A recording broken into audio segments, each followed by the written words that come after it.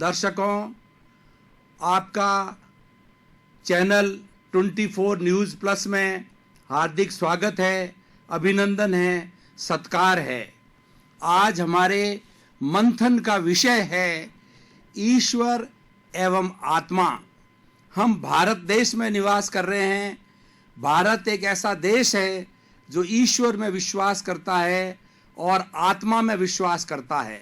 हमारी भारतीय संस्कृति के ग्रंथों में ईश्वर और आत्मा को बहुत ही उच्च स्थान दिया गया है। हमारे प्राचीन समय से अगर हम वेदों की बात करें तो वेदों में भी ईश्वर और आत्मा को प्रथम स्थान दिया गया है, क्योंकि ये सृष्टि कैसे बनी और इस सृष्टि को चलाने वाला कौन है, मैं कौन हूँ, मैं कहाँ से आया हूँ और मुझे कहाँ जाना है।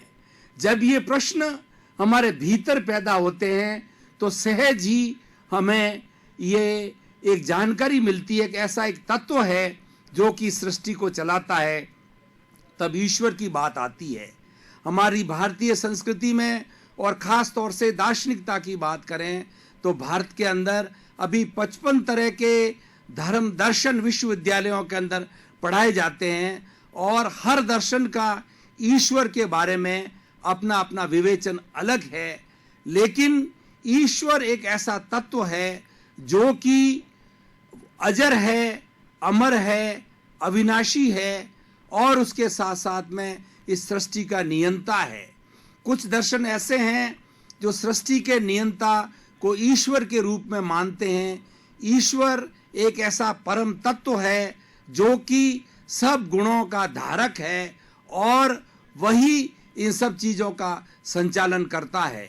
हम वैदिक परंपरा की बात करते हैं तो हमें वेदों से, उपनिषदों से, स्मृतियों से, गीता से और हमारे ब्राह्मण ग्रंथों से ये जानकारी मिलती है कि इस जगत का नियंता है वह एक ईश्वर है, जगत को चलाने वाला ईश्वर है। लेकिन कुछ ऐसी विचारधारा हमारी श्रमण संस्कृति भी है जो ये मानती है कि इस जगत का नियंता ईश्वर न होकर के कुछ ऐसे समवाय हैं, कुछ ऐसे तत्व हैं जो मिलकर के इस जगत का संचालन करते हैं और वो मानते हैं कि जगत पहले था, जगत आज है और जगत आगे भी रहेगा। अगर हम जैन सिद्धांत, जैन दर्शन की बात करें तो ईश्वर तत्व उसके अंदर ये माना गया है कि जो हमारी आत्मा है वह शुद्ध रूप धारण कर लेती है तो वह ईश्वर का स्थान प्राप्त कर लेता है। वेदांत के अंदर ब्रह्म को ईश्वर माना गया है कि ब्रह्म ही ईश्वर है और ब्रह्म सर्वव्यापी है और इसके अंदर जो सृष्टि के अंदर जीवन यापन करने वाले जीव होते हैं वो जीव जब ब्रह्म के अंदर विलीन होते हैं या ब्रह्म का आभास होता है, ब्रह्म की अनुभूति होती है तो वो ब्रह्म में जाकर के विलीन होते हैं और उसका मोक्ष प्राप्त होता है। जो हमारी श्रमण परंपरा ये कहती है कि जो आत्मा कर्मों से आवृत है और उन सब कर्मों को अलग कर देती है तो अलग होने के बाद के अंदर वो विशुद्ध आत्मा ही स्वयं का ईश्वर का रूप होती है और वो विशुद्ध होने के बाद के अंदर मोक्ष को प्राप्त हो जाती है। तो कुल मिलाकर के ईश्वर एक ऐसा पूजनीय तत्व है, ईश्वर एक ऐसा श्रद्धा का विषय है कि जिसको हम एक हमारे जीवन के सामने आदर्श रख करके हम अपना जीवन उसके अनुरूप जो ढाल सकते हैं।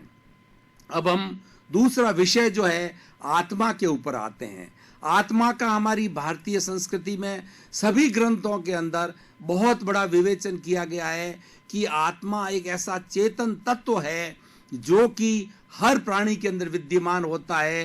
किसी भी प्राणी में आत्म तत्व नहीं होता है तो वह जीवंत प्राणी नहीं होता है, वह जड़ पदार्थ होता है। आत्मा अजर होती है, अमर होती है, अविनाशी होती है। कृष्ण भगवान के अंदर ने गीता में कहा है कि जिस तरीके से एक व्यक्ति पुराने कपड़े को जो उतार करके नया कपड़ा धारण कर लेता है, उसी तरीके से आत्मा जो है वो एक शरीर के अंदर अपना जो कर्मों का जो समय होता है वो उसका भोग करने के बाद के अंदर उस शरीर को छोड़ करके दूसरे अन्य शरीर के अंदर प्रवेश करती है। और इस तरीके से जो 84 लाख जीवा योनियां मानी गई है, 84 लाख ऐसे उत्पत्ति क्षेत्र हैं जहां पर अनंत आत्माएं जो है वो जन्म लेती हैं और अपने कर्मों के अनुरूप जो है वो अपना जीवन यापन करती है। बंधुओं, एक बताना चाहेंगे आपको, भाइयों और बहनों बताएंगे आपको कि आत्म तत्व एक ऐसा है जिस आत्मा को कभी भी ये पैदा नहीं किया गया है। ये भूतकाल में था, वर्तमान काल में है, भविष्य में है। ये एक जो है त्रैकालिक तत्व है और हर प्राणी में है, लेकिन उस हर प्राणी के अंदर जो है आत्मा के ऊपर आवरण आने के कारण आत्मा दो भागों के अंदर विभाजित हो जाती है। एक तो शुद्ध आत्मा होती है, विशुद्ध आत्मा होती है। जो आत्मा का अस्तित्व है वह विशुद्ध आत्मा मोक्ष के अंदर निवास करती है, और दूसरी बॉन्डेड आत्मा होती है, बॉन्डेड सोल कहलाती है, बद्ध आत्मा होती है, जो हम सारे प्राणी जगत के अंदर होती है। और इसकी 4 गतियां बताई गई है, नरक गति, तिर्यंच गति, मनुष्य गति और देव गति। इन 4 गतियों और 84 लाख जीवा योनि के अंदर ये आत्मा अलग अलग शरीर धारण करके अपने द्वारा किए गए पाप और पुण्य, सुकृत और दुष्कृत जो भी कर्म किए गए हैं उन सब का भुगतान करके, और जब इस कर्मों को विशुद्धि कर लेती है तब आत्मा 24 कैरेट सोने की तरह शुद्ध होकर के मोक्ष में निवास करती है। और मोक्ष में जाने के बाद में आत्मा पुनः इस संसार के भ्रमण के अंदर नहीं आती है। आत्मा के लिए कहा जाता है कि आत्मा अमूर्त होती है, आत्मा हाथ पर दिखाई नहीं जा सकती है। जो जगत हम देख रहे हैं ये जगत जो है चराचर जगत है, ये जड़ का जगत बना हुआ है और इसके अंदर परमाणु होते हैं, वो जड़ होते हैं। परमाणु से छोटे परमाणु से बड़ा जब उसका स्कंद बनता है तो उसके बाद के अंदर आज हम जगत के अंदर इतने पहाड़ देखते हैं, पर्वत देखते हैं, भवन देखते हैं। जितना भी सृष्टि के अंदर जो हम ये चीज़ों का निर्माण, ये सारा जड़ तत्व है। और आत्म तत्व होता है वो जीव के अंदर विद्यमान होता है। आत्मा अजर होती है, आत्मा अमूर्त है, आत्मा अविनाशी है और आत्मा अनंत ज्ञान वाली है, आत्मा अनंत शक्ति वाली है। अनंत आत्मा जो है शुद्ध अवस्था के अंदर हुआ करती है और आत्मा के अंदर सुख का धाम है। अब प्रश्न ये उठता है कि आत्मा की हम अनुभूति कैसे करें। आत्मा की अनुभूति करने के लिए व्यक्ति को अपने भीतरी जगत में जाना पड़ेगा। यानी आत्मा की जब हम बात करते हैं तो 2 तरह के जगत बन जाते हैं, एक बाहर का जगत और एक भीतर का जगत। बाहर का जगत होता है जैसा कि अभी मैंने बताया कि ये जड़ से सारा जुड़ा हुआ जगत है, वो लौकिक जगत है। बाहर का जगत है, व्यवहार का जगत है। भाइयों और बहनों, ये दोनों जगत में संतुलन बनाए रखना बहुत ज़रूरी होता है। भीतर का जगत के नियम अलग हैं, बाहर के जगत के नियम अलग हैं। भीतर सूक्ष्म हैं और बाहर जो है स्थूल है। जो आज आप मेरा शरीर देख रहे हैं या मैं आपको देख रहा हूँ, ये सारा स्थूल का जगत है जो कि हमारी 5 इंद्रियों के द्वारा दिखाई देता है। लेकिन जो हमारा आत्मा का जगत है, अमूर्त का जगत है, इसीलिए आत्मा को अनुभवजन्य कहा जाता है। आत्मा के लिए कहा जाता है कि इंद्रियातीत है, आत्मा की इंद्रियां नहीं होती है और आत्मा जो है वो इंद्रियों के परे है। और ये जो है जलती नहीं है, मरती नहीं है, कटती नहीं है और इसका कोई भी जो जन्म जो है शरीर के रूप में होता है, लेकिन आत्मा अजन्मा कहलाती है। तो हमारा शरीर जो है ये जड़ तत्व है और उसके भीतर विराजमान है वो चेतन तत्व है। दोनों के मिश्रण को हर प्राणी का जो है शरीर कहा जाता है।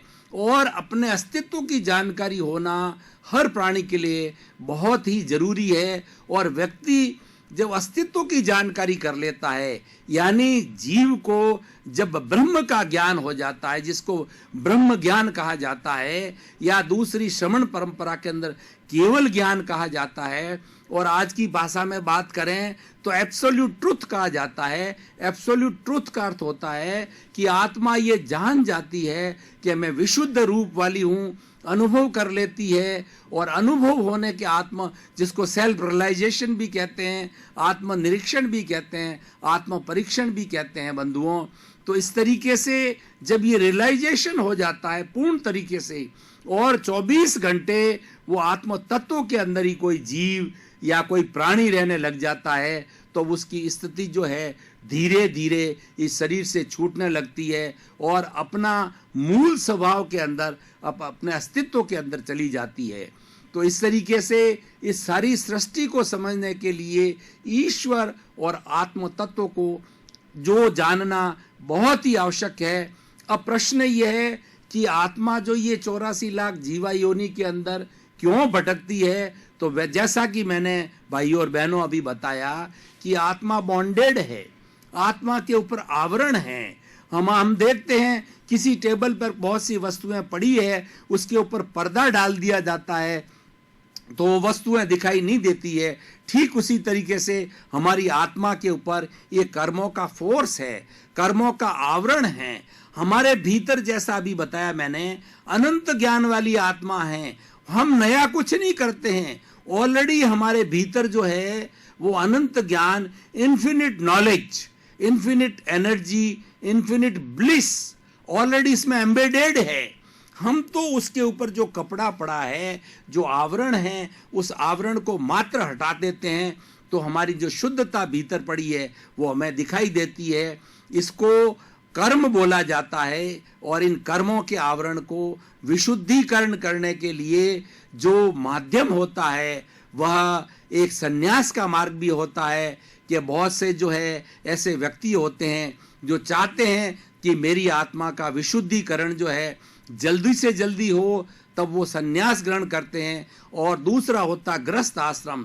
दोनों आश्रम के माध्यम से व्यक्ति अपना साध्य है, जो चतुर्थ हमारे पुरुषार्थ है, अर्थ, काम, धर्म और मोक्ष। अर्थ और काम से हमारा संसार चलता है, हमारा जो लौकिक जीवन है सब वो अर्थ और काम से चलते हैं। अर्थ के माध्यम से हम अपने परिवार का निर्माण करते हैं, अपनी घर गृहस्थी बसाते हैं, अपने भवन बनाते हैं, अपना व्यवसाय करते हैं। और काम ऐसा है कि जो व्यक्ति को व्यक्ति से जोड़ता है, व्यक्ति गृहस्थी बसाता है, शादी करता है और एक दूसरे से प्रेम करता है। ये सब काम का तत्व है, और ये ऑटोमेटिकली जो है हर आत्मा, हर शरीर जो चेतन तत्व है उसे जुड़ा हुआ रहता है। लेकिन जो विशेष पुरुषार्थ की बात कही गई है वो होता है धर्म और मोक्ष। धर्म का मतलब सद्गुण, सद प्रवृत्ति।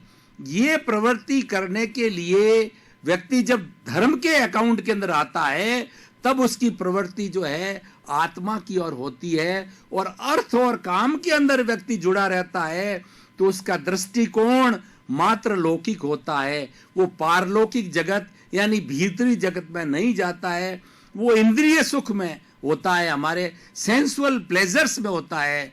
Eat drink and B Mary में रहता है। खाओ पियो और मौज करो। 5 इंद्रियां, स्पर्शन, रसन, घ्राण, चक्षु, श्रोत्राणी, इंद्रियाणी, इस इंद्रियों के विषय है, भोग विलास है, उसी तक सीमित रहता है। अर्थ को ज्यादा महत्व देता है, अर्थ लोलुप हो जाता है और आदमी व्यसनी भी बन जाता है और कई तरह के दुर्व्यसनों में भी आ जाता है। लेकिन जिस आदमी के अंदर जब धर्म प्रकट होता है, जब वो भीतरी जगत में जाता है तो उसको मालूम होता है आत्म जगत में जाता है, और ये भी ईश्वर की कृपा से होता है। अब देखिए, ईश्वर और आत्मा एक दूसरे से पूरक है। आत्मा को धर्म के खाते में लाने वाला ईश्वर है।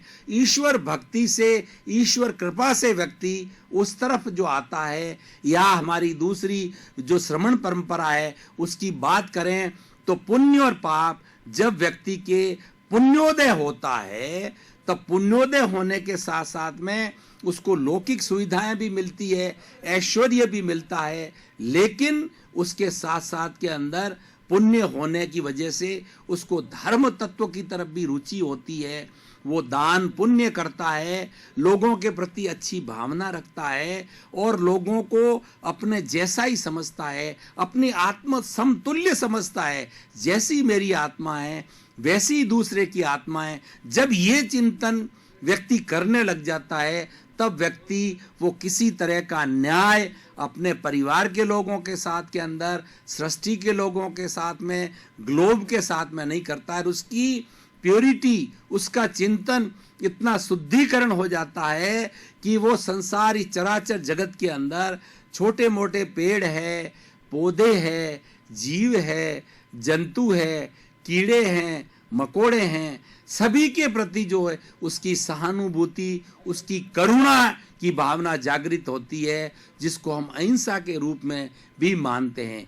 अहिंसा का शाब्दिक अर्थ हिंसा नहीं करना, लेकिन अहिंसा का जो सूक्ष्म रूप हम कहें तो अपने प्रति भी बुरा भाव लाना कि मैं जो सुसाइड कर दूं, इतना परेशान हो जाता है व्यक्ति कि वो बुरी भावना अपने आप सोचता है कि मेरा जीवन समाप्त हो जाए, या ये सोचने लगता कि ईश्वर मुझे कब से उठा ले।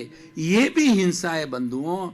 तो हिंसा का सूक्ष्म रूप जो आत्मा से जुड़ा हुआ है, ईश्वर से जुड़ा हुआ है, वो माने हम तो किसी को कष्ट देना नहीं और स्वयं न दे, लेकिन किसी अन्य से जो है किसी को कष्ट नहीं दिलाना, और उसके साथ साथ में कोई किसी व्यक्ति को पीड़ा, जैसे मान लीजिए कुछ पेस्टिसाइड्स वगैरह जो है छिड़के जा रहे हैं। अब देखिए कि जो खेत का मालिक होता है, फसल का मालिक होता है, जिसने फसल खड़ी की, फसल बोई, वो अपने कर्मचारियों से पेस्टिसाइड छिड़काता है और कितने जीव जंतु मरते हैं, तो वो स्वयं नहीं कर रहा है लेकिन दूसरे से करवा रहा है। ये हिंसा करवाना।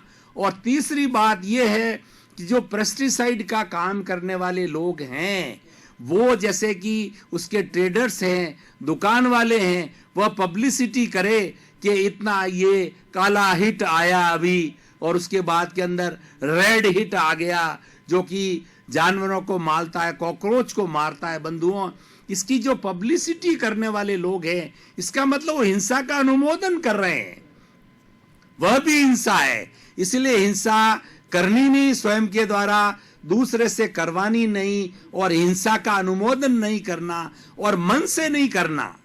अब हिंसा हम करते भी नहीं, करवाते नहीं है। ये हमारा जो मन है, ये सूक्ष्म जगत है बंधुओं।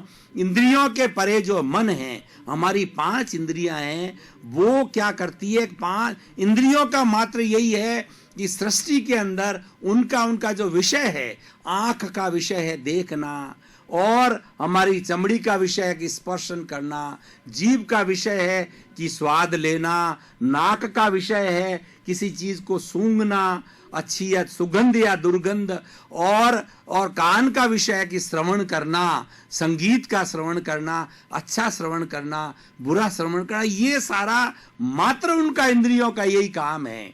इंद्रियां इन सब जो अपना जो विषय है वो लेकर के अपना मैनेजर जो मन है, उस मन को ये दे देती है। अब मन क्या होता है? मन जो है 2 तरह के काम करता है।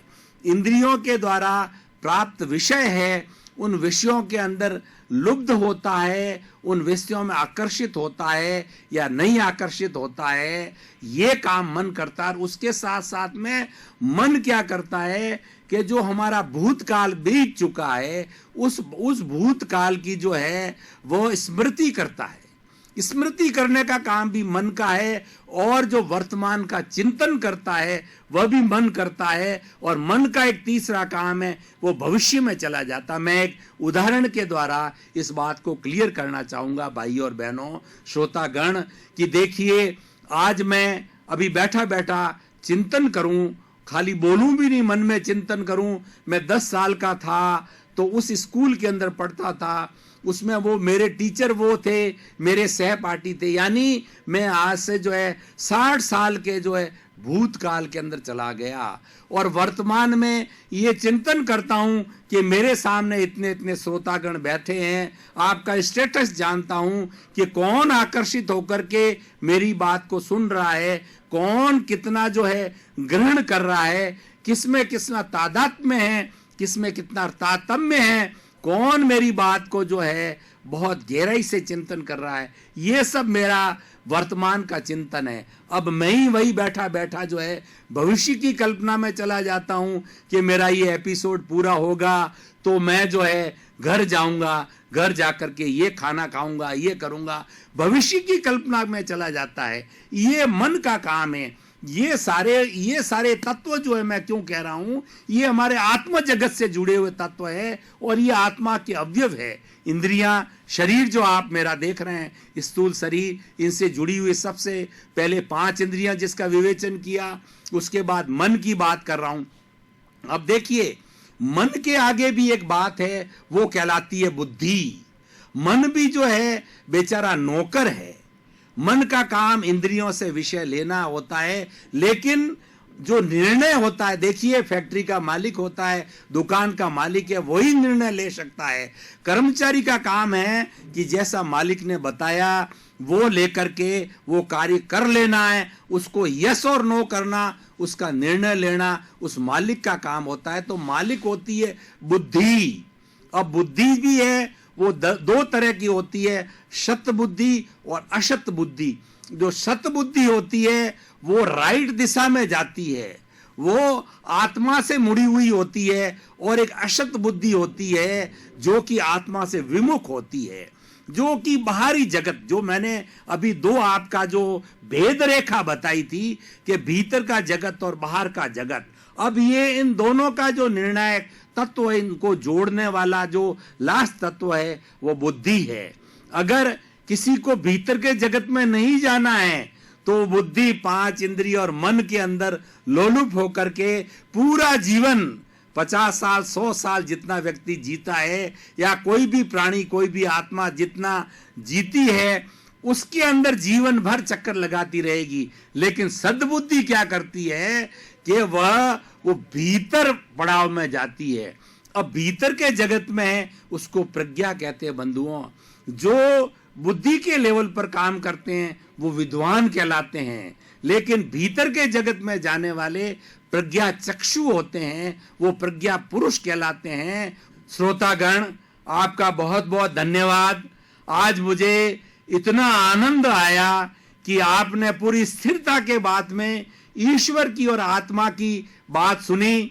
मुझे भी आनंद आया, आपको भी आनंद आया, और ये हमारे और आपके बीच में, श्रोता और वक्ता के बीच में बहुत ही अच्छी सत्संग हो गई। आपके प्रति बहुत बहुत धन्यवाद, आभार।